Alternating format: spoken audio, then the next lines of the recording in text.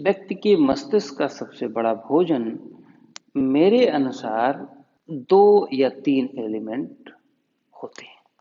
लेकिन हमको एक सामान्य आदमी को उस पर भरोसा नहीं होता। उस पर भरोसा इसलिए नहीं होता क्योंकि वो ईज़िली अवेलेबल है।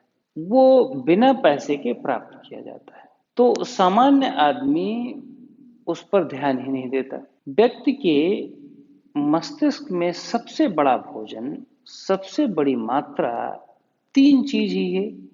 स्पेस, मस्तिष्क में सबसे ज्यादा स्पेस होता है। उसके बाद वायु, उसके बाद पानी। यदि एक और बात करें तो लाइट, प्रकाश। इन 4 चीजों को ऐड कर सकते हैं।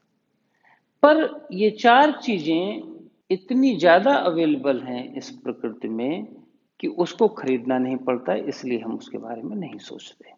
हम सिर्फ 2 ही चीज प्रमुख रूप से सोचते हैं, भोजन और पानी, क्योंकि आजकल पानी को खरीदना पड़ता है, पानी के लिए पे करना पड़ता है। जिस दिन ऑक्सीजन के लिए भी पे करना पड़ेगा पैसा, खास करके दिल्ली में, तो फिर उसके लिए भी हमें फिर सोचना पड़ेगा उसके महत्व के बारे में। ध्यान दें, 24 घंटे में लगभग 6 से 7 घंटा हम स्पेस में रहना चाहते हैं। स्पेस का मतलब नथिंग स्टेट, मतलब हमें याद ही नहीं रहे कि हम कहाँ हैं। हम उस जोन में जाना चाहते, अर्थात डीप स्लीप। डीप स्लीप ही है जो स्पेस में डालता है, उसी से हमें स्पेस मिलता है। थॉटलेसनेस, थॉटलेसनेस, जब हम थॉटलेस होते हैं तभी हम स्पेस में जाते हैं। इसीलिए मेडिटेशन की खोज हुई। तो स्पेस बहुत इंपॉर्टेंट है। और अगर ब्रेन को स्पेस ना मिला, अगर किसी भी मस्तिष्क को गहरी निद्रा न मिली, तो सारे रोग धीरे धीरे 10 से 15 वर्षों में आ जाएंगे। इसीलिए नोट करो, जो भी आदमी बहुत जंजाल में अपने आप को फंसाने लगता है, बिजनेस में आने लगता है, तो धीरे धीरे, प्रारंभ में उसकी कोई प्रॉब्लम नहीं होती, तो धीरे धीरे स्ट्रेस बढ़ने लगता है, तनाव बढ़ने लगता है, और वही तनाव रात में आ जाता है। तनाव बढ़ना बुरा नहीं है, लेकिन तनाव का रात में आना सबसे बड़ा बुराई है। यदि वो रात में ना आए तो तनाव अपने आप खत्म हो जाएगा, मस्तिष्क अपने आप हील हो जाएगा।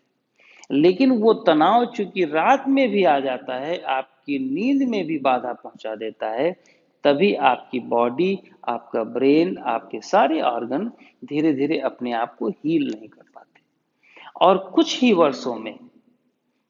वर्षों में आपके ऑर्गन जवाब देने लगते हैं, फिर आपको मेडिकेशन पे आना पड़ता है। इसीलिए मैं कहता हूं कि अगर डीप स्लीप, अगर उस स्पेस को बहुत ध्यान में रखा जाए, तो हम बहुत सारे रोगों को, हार्मोनल इम्बैलेंस को कंट्रोल कर सकते हैं।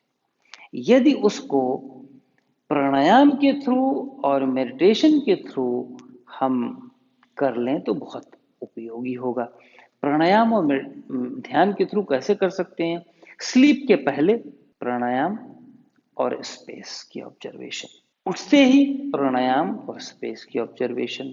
ये 2 समय आपके पक्के होने चाहिए, ये आदत में होने चाहिए, कभी भी इसे ना छोड़ें। यदि ये आदत बन गई तो दिन में कितना भी तनाव आए, तनाव आना जरूरी है, उससे लड़ना जरूरी है। यदि दिन में आता है तनाव, तो उसकी कोई समस्या नहीं, वो ऑर्गन पर इफेक्ट नहीं डाल पाएगा, क्योंकि फिर से आप जर्नी में जा रहे हैं डीप स्लीप के।